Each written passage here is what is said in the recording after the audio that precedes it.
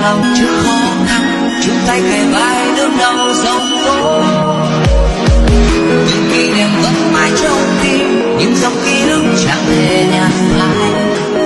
Kề bên nhau cùng chung giấc mơ, một lòng không đổi thay.